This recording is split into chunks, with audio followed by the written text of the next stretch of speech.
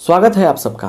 प्रति वर्ष हम लोग 26 जनवरी को रिपब्लिक डे मनाते हैं, लेकिन सवाल यह है कि 26 जनवरी ही क्यों, कोई दूसरा डेट क्यों नहीं।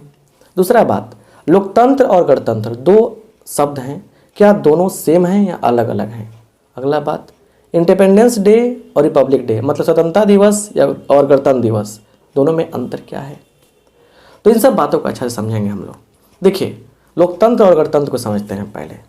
भारत में लोकतंत्र की शासन व्यवस्था है, मतलब एक ऐसी शासन व्यवस्था है जिसमें क्या है, पूरा शक्ति जनता के हाथ में होता है। जैसे हमारा कंट्री है, यहाँ के लोगों के द्वारा चुने गए प्रतिनिधि जो होते हैं, रिप्रेजेंटेटिव होते हैं, वही क्या करते हैं, शासन करते हैं। जनता जब चाहेगी तो अपना सरकार बदल सकती है, मतलब एक तरीका से। तो ये लोकतंत्र की बात है। लिंकन ने कहा है कि लोकतंत्र क्या है, एक शासन की व्यवस्था है जिसमें ये जनता मतलब का जनता के द्वारा और जनता के लिए होता है, मतलब सब कुछ जनता के हाथ में होता है। दूसरी बात समझिए, गणतंत्र की बात करते हैं। हर देश में एक सर्वोच्च पद होता है शासन व्यवस्था में।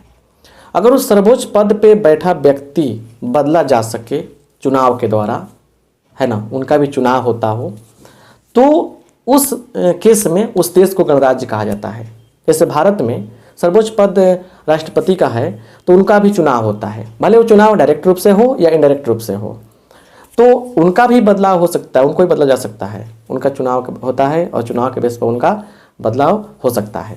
तो इस केस में भारत क्या हो गया, गणराज्य हो। लेकिन अब बात यह है कि कुछ ऐसे भी कंट्री है जहाँ पे क्या है कि लोकतंत्र की व्यवस्था है, लेकिन वहाँ पे गणराज्य की व्यवस्था नहीं है, मतलब उनको गणराज्य की श्रेणी में नहीं रखा गया है।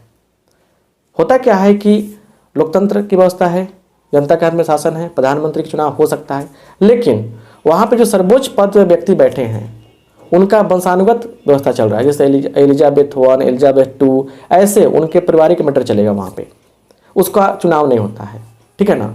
तो उस कंट्री, आप लोग कमेंट बॉक्स में नाम बताएंगे कौन सा ऐसा कंट्री है जहाँ पे मतलब कि ऐसा सिस्टम है, उनको गणराज्य की श्रेणी में नहीं रखा गया है। एक दो कंट्री के नाम बता सकते हैं आपको कमेंट बॉक्स में करना है, एक आपके लिए ड्यूटी है, ठीक है ना। दूसरी बात, अब आते हैं 26 जनवरी और 15 अगस्त।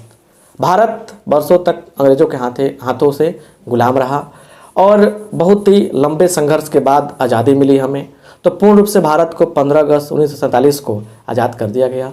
तो उस टाइम मतलब 15 अगस्त का जो दिन है, उस दिन को यादगार के रूप में हम लोग स्वतंत्रता दिवस के रूप में प्रतिवर्ष मनाते हैं। और इस दिन भारत के प्रधानमंत्री जी लाल किला से भारत का झंडा उत्तोलन करते हैं, मतलब कि झंडा फहराते हैं तिरंगे को। अब रही बात 26 जनवरी, इसकी कहानी क्या है। देश तो आज़ाद हो गया, लेकिन देश आज़ाद होने के बाद देश को अच्छा से चलाने के लिए नियम कानून की आवश्यकता होगी। उसके बाद संविधान लिखा गया बाबा साहब भीमराव अम्बेडकर द्वारा। तो अब क्या किया गया कि उसको लागू करना था, ठीक है ना। तो लागू किया जाना है, कोई डेट हो सकता है, कोई प्रॉब्लम नहीं है, लेकिन उसको भी एक तरीका से ऐसा दिन रखा जाए ताकि उस दिन का कोई महत्व हो। तब पता चला कि अच्छा 26 जनवरी 1930 को पूर्ण स्वराज्य की घोषणा हुई थी इंडियन नेशनल कांग्रेस द्वारा, ठीक है ना। तो 26 जनवरी को भी यादगार बना दिया जाए, और इस कारण से क्या किया गया, 26 जनवरी को संविधान लागू किया गया। और उस दिन से 26 जनवरी को प्रतिवर्ष क्या होता है, रिपब्लिक डे मनाया जाता है। और इस दिन भारत का राष्ट्रपति राजपथ से झंडा फहराते हैं, और वहाँ पे बहुत सारे फंक्शन होते हैं, और आप जानते हैं। तो आपको ये नॉलेज कैसा लगा, आप हमें कमेंट बॉक्स में कमेंट करके बताएंगे। आप सबका बहुत बहुत धन्यवाद।